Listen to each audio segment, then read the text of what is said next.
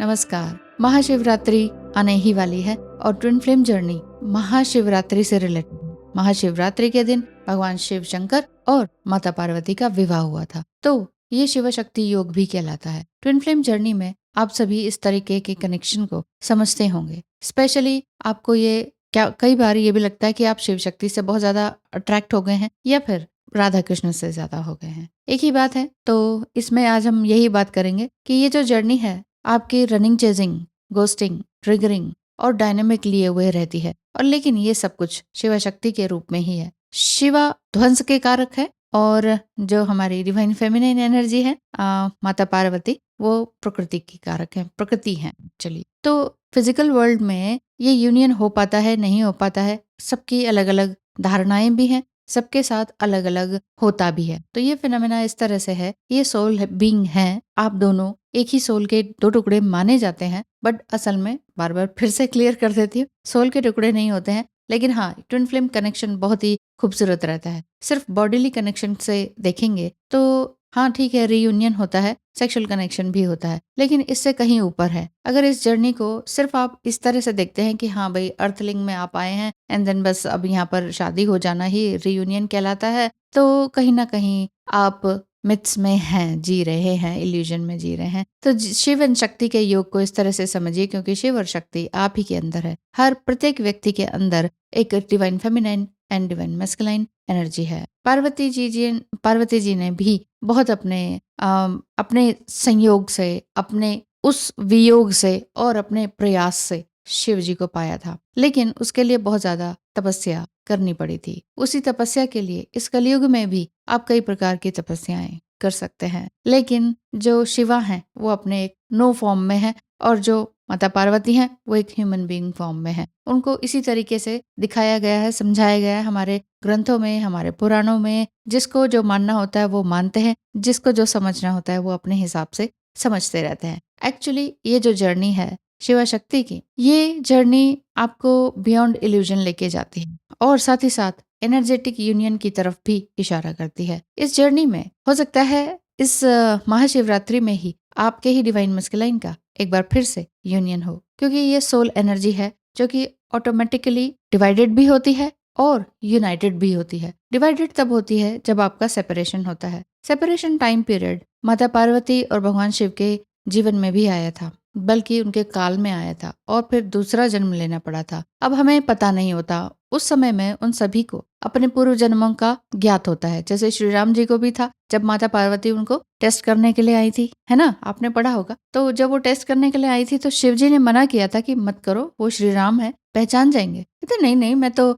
सीता के वेश में जाऊंगी, कैसे पहचानेंगे, वो सीता ही की तो वो ढूंढ रहे हैं। तुरंत वो सीता के रूप में आ गई थी जब श्री राम जी उनको ढूंढ रहे थे, लेकिन उन्होंने तुरंत प्रणाम किया और कहा कि माते आप यहाँ क्या कर रहे हैं। तो वहां वो पहचान गए थे। इधर से फिर भगवान शिव जो है माता पार्वती पर नाराज हो गए थे। वहां पर यह भी लिखा हुआ था कि उन्होंने मन से उन्हें त्याग दिया था। मन से त्यागना यानी कि रुष्ट हो जाना। तब माता पार्वती ने उनसे काफी गुहार लगाई थी, उसके बाद ही वो माने थे। जी हाँ, आपको भी ऐसा लगता है कि ट्विन फ्लेम जर्नी में तो हम हैं, लेकिन क्या कंफर्मेशन है कि नहीं, या फिर ये शिव शक्ति जो योग है इसमें आगे क्या क्या होता है, इसकी क्लैरिटी क्या है और आपको करना क्या चाहिए अगर आप डिवाइन फेमिनिन एनर्जी में है या फिर डिवाइन मस्कुलाइन एनर्जी है और जो कि अवेकन हो चुकी है। तो स्क्रीन पे दिखाए नंबर पर मैसेज करें और पता करें फी स्ट्रक्चर, ताकि आपकी और मेरी बात हो सके। अच्छा, अब आपने कहीं ये भी पढ़ा होगा कि माता पार्वती ने जब काली का रूप धारण किया था, वो बहुत ही इमेंस रेज का टाइम पीरियड था उनका, और कंप्लीटली आउट ऑफ कंट्रोल हो गई थी। वो हर चीज को डिस्ट्रॉय, बल्कि यूनिवर्स को डिस्ट्रॉय करने लगी थी, लेकिन भगवान शिव ने ही उनको काम डाउन किया था। तो जो माँ काली का एंगर है वो मेल्टेड हो गया था। कैसे? जब भगवान शिव ने एक बच्चे का रूप धारण किया था, उनके अंदर एक ममता जागृत हुई थी। वो भूल गई थी कि मैं क्या करने आई हूँ, लेकिन मैं प्रकृति हूँ। वो बहुत ही नाराज थी और यूनिवर्स को तबाह करने के लिए लगी हुई थी। मतलब एक तरह से भगवान शिव का काम करने लगे थे। भगवान शिव ने बच्चे का रूप धारण करके उनको, उनके ईगो को, उनके एंगर को मेल्ट डाउन किया था। ऐसा ही काम ट्विन फ्लेम जर्नी में रहता है। हाँ ठीक है कि गोस्टिंग होती है, ब्लॉकिंग होती है, नेवर एंडिंग रनिंग चेजिंग रहती है। ये कलयुग का टाइम पीरियड है, इसमें हम उनके अंश मात्र हैं। अगर हम अपने आप को डिवाइन फेमिनाइन जो है, अपने आप को माता पार्वती मानने लग जाएं और भगवान शिव जो है आपके डिवाइन मस्कुलाइन खुद को मानने लग जाएं, फिर तो वाहवाही वाली बात है, मानने से तो किसने किसको रोका है, कल्पनाओं का तो कोई वो ही नहीं है। इसलिए बाउंड्रीज को क्रिएट ना करें, बल्कि हेल्दी बाउंड्रीज को क्रिएट करते हुए इस जर्नी को समझते हुए चलें, क्योंकि जितना ज्यादा बिलीफ सिस्टम में आप रहेंगे उतना ही ज्यादा आपका सबकॉन्शियस माइंड कंफ्यूज रहेगा कि हम इसको बिलीव करते हैं, हम उसको बिलीव नहीं।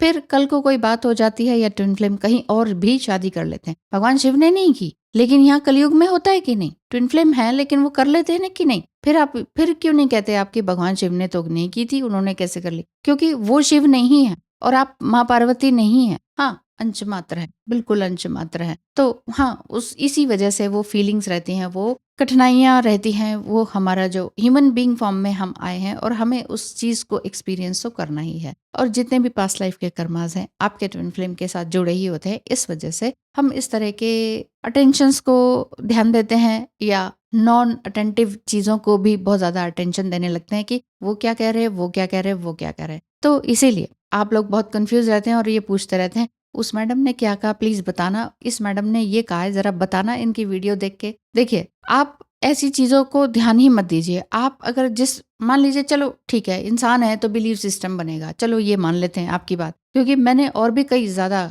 गहन अध्ययन किया है जिस वजह से मैं इन सारी बातों से भी ऊपर हूँ। लेकिन अगर मैं ये बोलने लगती हूँ तो मैं ही बुरी हो जाती हूँ। इसलिए मैं ये कह रही हूँ, चलो आपका बिलीफ सिस्टम है, आप मान रहे हैं कि हाँ एक ये जर्नी है और इस तरह से होता है, यूनियन तो होता ही होता है, सारी दुनिया कह रही है तो ठीक है मान लीजिए। लेकिन सिर्फ इसी की तरफ ही मत दौड़िए, क्योंकि ट्विन फ्लेम जर्नी मूलाधारा चक्र से ऊपर उठने की है। आपका सारा सोच विचार और रीयूनियन की एंडिंग, यानी कि ट्विन फ्लेम जर्नी की जो एंडिंग होती है वो आपकी मूलाधारा चक्र पर ही डिपेंडेंट है। आप सोच के देखिए, प्यार, सेक्स, किसिंग, इन्हीं सब चीजों से आपका शुरू हुआ ट्विन फ्लेम जर्नी, और आप अभी भी यही कह रहे हैं कि एक sexual smooth life twin flame के साथ, मैरिड होने के साथ चल जाए। तो ये क्या है, मूलाधारा चक्र से आप उठे ही कहाँ? तो कैसे सेपरेशन हुआ और कैसे सेपरेशन में आप काम कर रहे हैं वो आपको नहीं समझ में आ रहा है। इसीलिए कह रही हूँ कि जब भी आपको लगता है कि बहुत ज्यादा कंफ्यूजन है, सब मैस हो रहा है दिमाग में, तो क्या किया जाए, तो फिर कंसल्टेशन ली जाए, ये बात।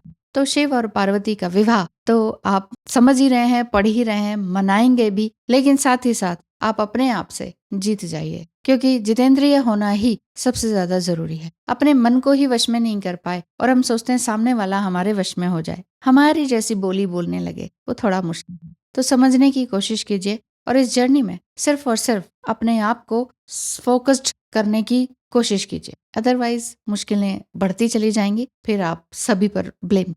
ध्यान रखें अपना। Thank you so much. Mahashivratri.